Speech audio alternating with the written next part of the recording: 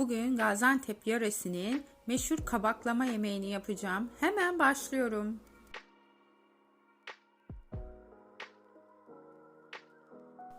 1 kilo kabağım var. 1 kapya biber, 3 tane yeşil biberim ve 3 tane de domatesim var. 1 büyük kuru soğan ve 2-3 diş sarımsak kullanacağım. 500 gram da biraz haşlanmış etim var ve 250 gram da haşlanmış nohutum vardı dondurucuda. Onu da kullanacağım. Hemen doğrama işlemine başlıyorum.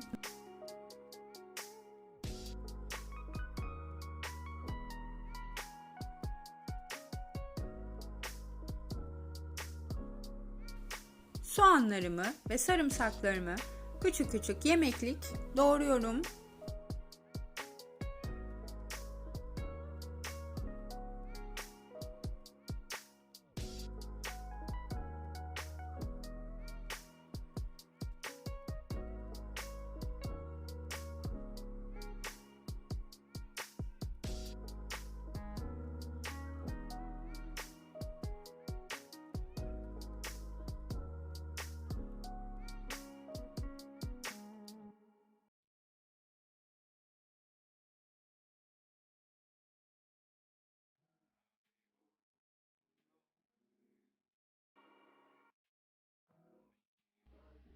Şimdi de yeşil biberlerimi mümkün olduğunca ince ince doğrayacağım.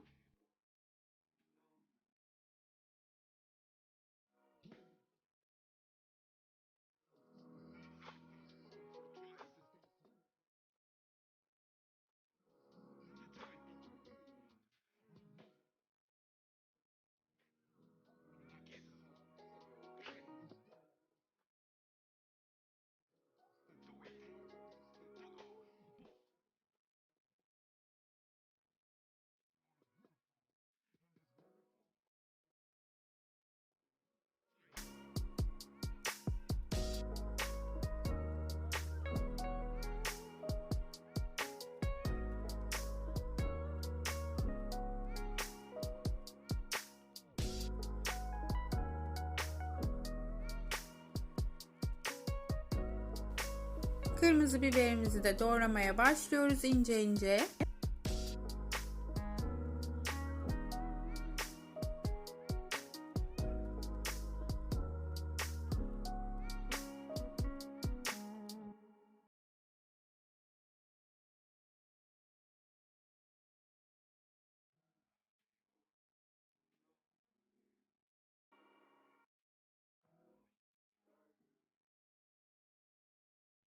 Domateslerin kabuklarını soyacağım ve onları da yemeklik olarak küçük küçük doğrayacağım.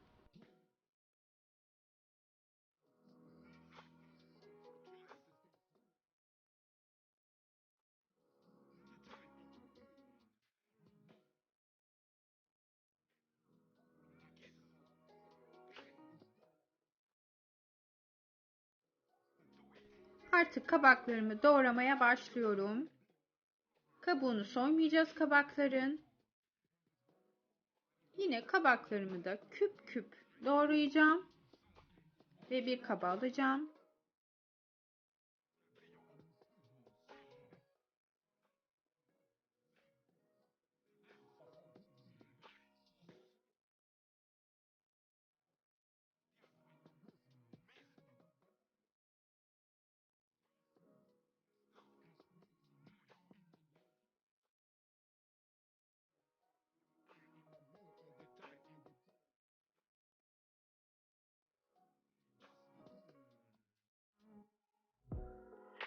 Kabaklarımı doğradım.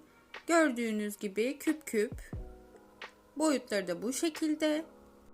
Ocağın başına geçiyorum hanımlar.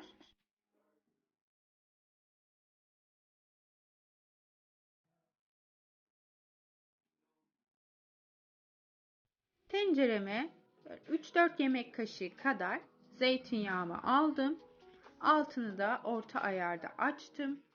Yağım ısınınca doğramış olduğum kuru soğan ve sarımsağı alıp kavurmaya başlayacağım.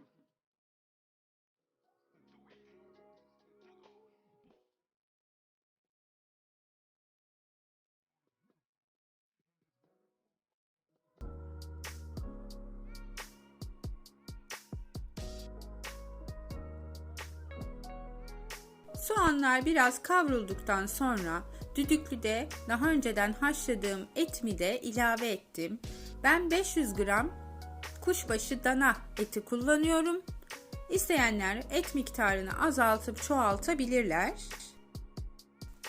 Çok fazla kavurmayacağım. Etlerim önceden piştiği için biraz alt üst yaptıktan sonra yeşil ve kırmızı biberlerimi ilave edip kavurmaya devam ediyorum.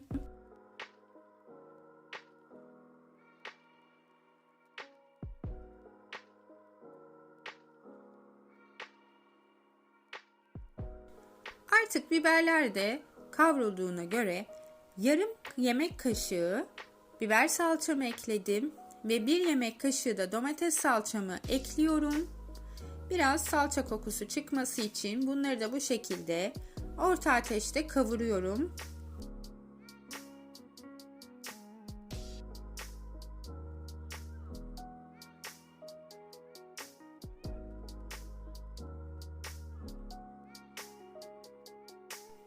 Şimdi de doğramış olduğum 3 adet domatesimi tencereme alıyorum.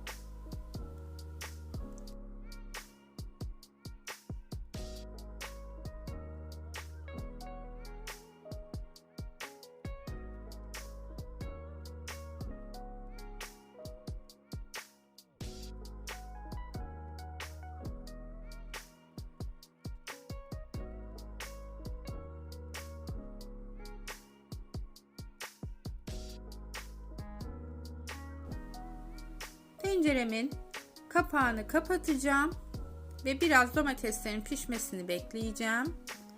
Ve domateslerimiz gördüğünüz gibi solmaya başladılar. Ve ben şimdi üzerine 1 litre içme suyu kullanıyorum yemeklerde. 1 litre suyumu ilave ediyorum.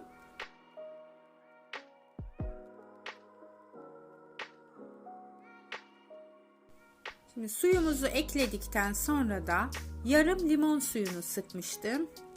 Onu da ekleyip karıştırıyorum.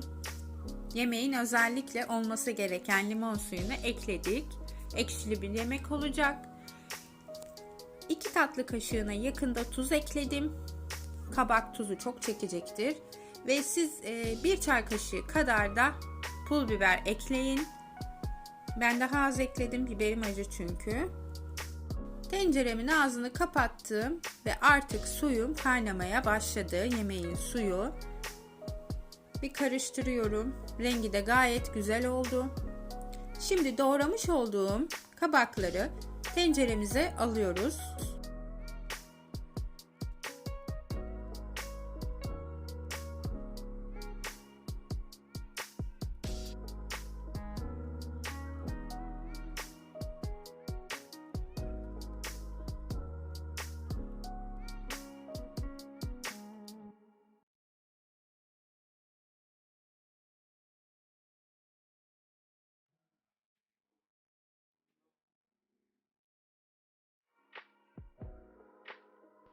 Şöyle bir iki alt üst yapacağız. Çok karıştırmayacağız.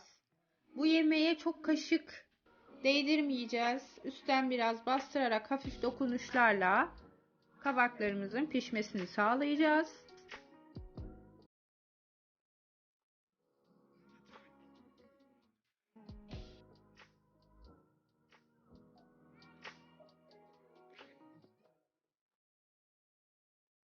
Evet, gördüğünüz gibi kabaklarımız pişmeye başladılar. Hatta biraz kontrol edelim. Evet, yumuşamışlar. Tamamen yumuşamadan önce daha önceden haşladığım, dondurucudan çıkardığım 250 gram kadar nohutumu yemeğime ekliyorum. Gördüğünüz gibi çok zengin ve bol vitaminli bir yemek olacak. Yine çok hırpalamıyorum yemeğimi. Mümkün olduğunca az kaşıkla dokunuyorum. Ve ağzını kapatıyorum. Evet arkadaşlar, kabaklarımız da nohutlarımız da tam kıvamında. Yine çatal batırarak kabaklarınızı kontrol edebilirsiniz. Çok hamur olmaması lazım kabakların. Altını kapatıyorum yemeğimin ve şimdi üzerine 3-4 yemek kaşığı kadar zeytinyağımı aldım ve üzerine de 2-3 tatlı kaşığı kuru nanemi ekliyorum. Nanelerim yanmadan ocağın altını kapatacağım. Dikkatli olalım.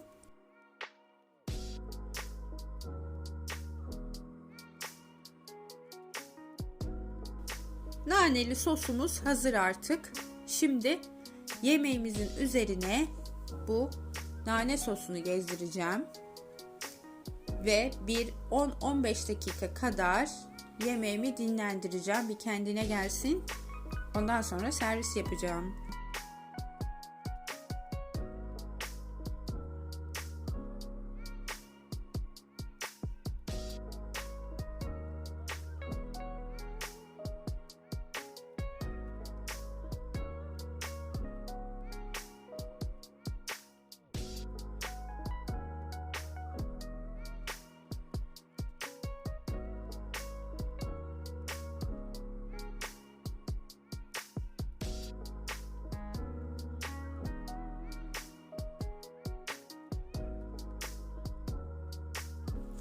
Yemeğim dinlendi. Rengi de harika oldu. Şimdi tabağıma alıp servis yapacağım.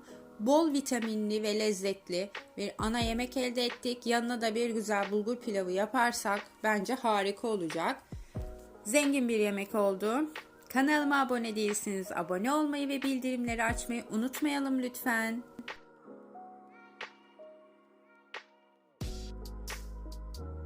Gaziantep yöresinin ekşili kabaklama yemeği hazır hanımlar. Deneyen herkesin eline emeğine sağlık. Şimdiden herkese afiyet olsun. Görüşmek üzere, hoşça kalın.